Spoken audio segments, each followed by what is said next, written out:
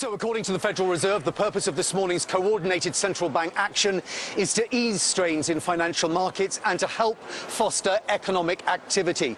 Joining us now on the phone in a first on CNBC interview with his reaction is an outspoken critic of the Federal Reserve, Republican presidential candidate and Texas Congressman Ron Paul, calling in from Manchester, New Hampshire. Good morning, sir.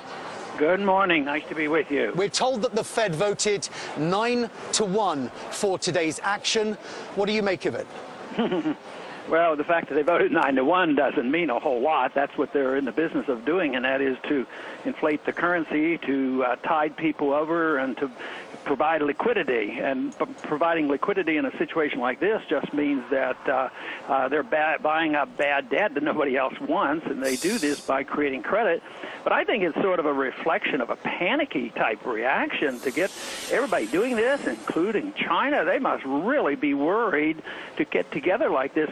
But it can't be good on the long run. All they're doing is it's a form of worldwide quantitative easing, and of course the financial markets seem to be reassured on the short run, but that's happened before. So I think this is just a temporary benefit. I think ultimately, and already it started, it's bad for the dollar, it's bad for inflation, prices will go up, and there'll be a penalty to be paid.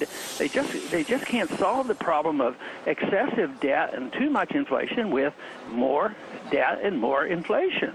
So if you won power and you had a Fed chairman of your choice, what would you believe the approach should be when you're faced with a liquidity crunch in Europe and clearly the possibility that some major financial institutions could fail? What would you do?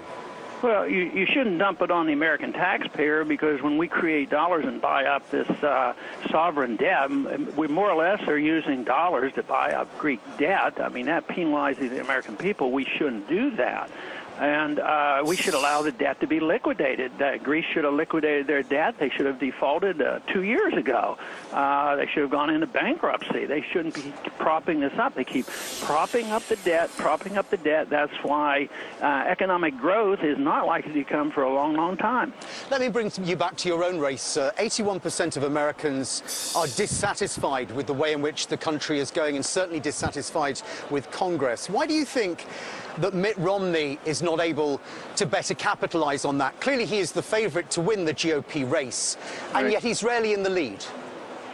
Yeah, I think it's because it's more of the status quo. I think all the other Republican candidates just represent the status quo, more of the same, no change in the foreign policy, no change in the Federal Reserve, no cut in spending. There's nobody. I'm the one that's offered $1 trillion in cuts because I believe the government is so big and so out of control that you have to have real cuts. But all this other talk about cuts, whether it's Romney or anybody else, is just cut and proposed increases, and that's why the American people don't believe that they have a solution. We're just keep doing exactly what we've been doing for 40 years, spending excessively, running up debt, printing the money, and manipulating interest rates, and we're up against the wall now. It doesn't work anymore. Lowering interest rates, it's essentially impossible. That's what they're desperately trying to do today. But, you know, when our interest rates to the banks are down to zero, what are they going to do? And it used to be that Congress would just spend more money and that would help. But how can they spend more money when there's no money in the Treasury? So, no, Romney and the rest aren't offering anything new.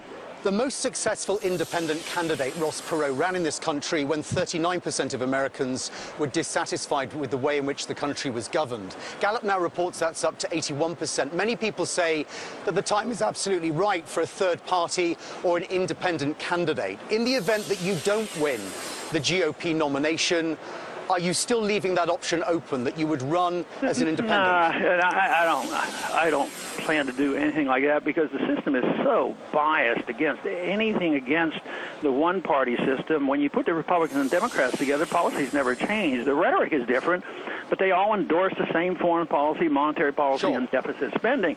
So, but you can't get on ballots, you can't get in the debate, so the system is very, very biased. I mean, we have a very undemocratic system that we have to deal with. Whilst you don't plan to do it, are you ruling it out as an option? Well, I have no intention. I don't talk in absolutes, but I can't imagine it. It just seems so unreasonable. I don't want to do it. The system won't permit it, and but it's still there's no logic to doing it. But it's still a possibility from what you're saying. Well, if you think 1 out of 20 million is a possibility, I guess, but no, that's not going to happen. Good to talk to you, sir. Thank you very much for your time. Congressman Ron Paul joining us there from Manchester.